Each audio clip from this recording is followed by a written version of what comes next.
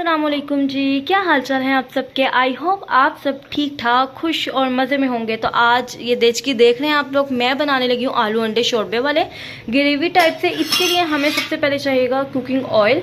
ये देखें जी, मैंने अंदाजे से डाल लिया है, तकरीबन पौना कप कह लें आप लोग। अच्छे से पिघला हुआ था। अब मैं इसमें ऐड करूँगी अनियन। देखें जी, मैंने इस तरह से 2 मीडियम साइज़ के प्याज हैं, उसको मैं अब हाई फ्लेम पे थोड़ा सा इसका कलर चेंज करूँगी, इसको फ्राई करूँगी। देखें जी, प्याज हमारे अच्छे से फ्राई होना शुरू हो गए हैं। इसको मैं लाइट सा कलर देके इसको मैं ब्लेंडर में इसकी प्यूरी बनाऊँगी, फिर मैं इसकी ग्रेवी बनाऊँगी, मतलब कि मसाला। कोई भी शोरबे वाली चीज़ हो उसको इस तरह से पहले फ्राई करें प्याज को, फिर उसकी प्यूरी बनाएं। बहुत अच्छा टेस्ट आता है, अनियन का कच्चापन बिल्कुल भी नहीं आता। और जो आलू अंडे शोरबे वाले होंगे, ज़्यादा शोरबे वाले हम लोगों ने नहीं रखने, मतलब मुनासिब सा, ना इतना ज़्यादा ना इतना कम, बस इतना रखना है कि नवाला जो बेहतरीन और अच्छे से लग जाए।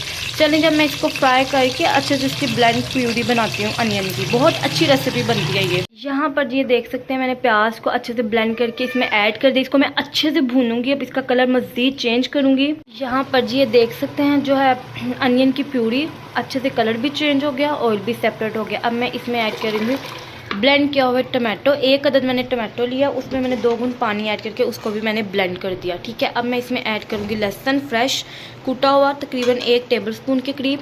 और इसको थोड़ा सा फ्लेम जो है ना हाई करके इसको भूनूंगी।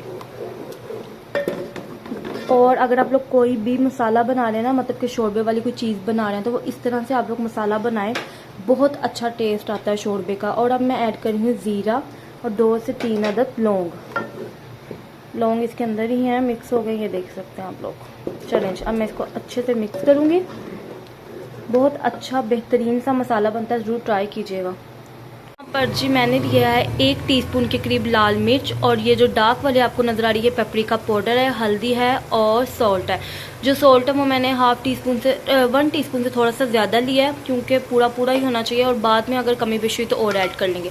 तो मैं इसमें ऐड करूँगी और इसको अच्छे से भूनूँगी।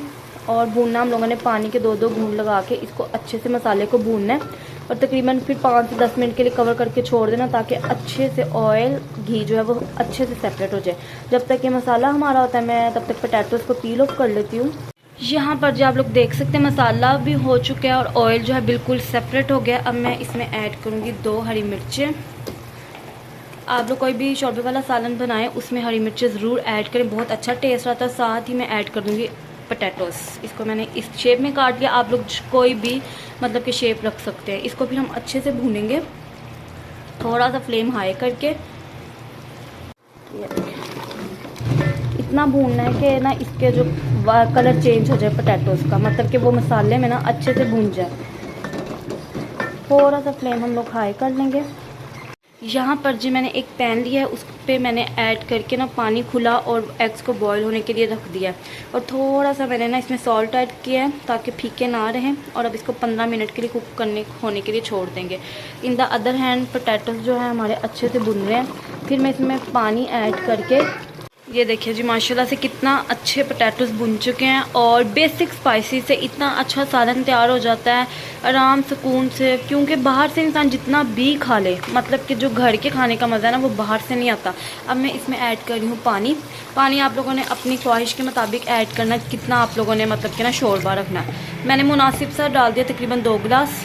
साइड्स हम लोगों ने साफ़ कर लेनी है इसके अच्छे से, और इसको आलूओं को गलने के लिए और शोरबे को पकने के लिए छोड़ देना है। In the other hand eggs boil हो रहे हैं, फिर एग्स को इसमें पील करके ट्रांसफ़र करेंगे, और तब तक के लिए स्टे ट्यून्ड। यहाँ पर जी आप लोग देख सकते हैं, फ्लेम मैंने ऑफ कर दिया था। ठीक है, मुझे इस मतलब कंसिस्टेंसी में शोरबा चाहिए। आप लोगों को अगर ज़्यादा थिक चाहिए तो आप लोग कर सकते हैं। ठीक हो गया। अब मैं इसमें ऐड करूँगी फ्रेश कोरिएंडर को मैंने पानी में भिगो के रखा हुआ था। सारी मिट्टी जब नीचे बैठ जाए तो हम लोगों ने ऐड कर देना। और थोड़ा सा इसलिए ऐड किया है क्योंकि आप लोगों को पता है कि आजकल किस कदर महंगाई है, और वैसे भी हमारी हुकूमत का भला हो।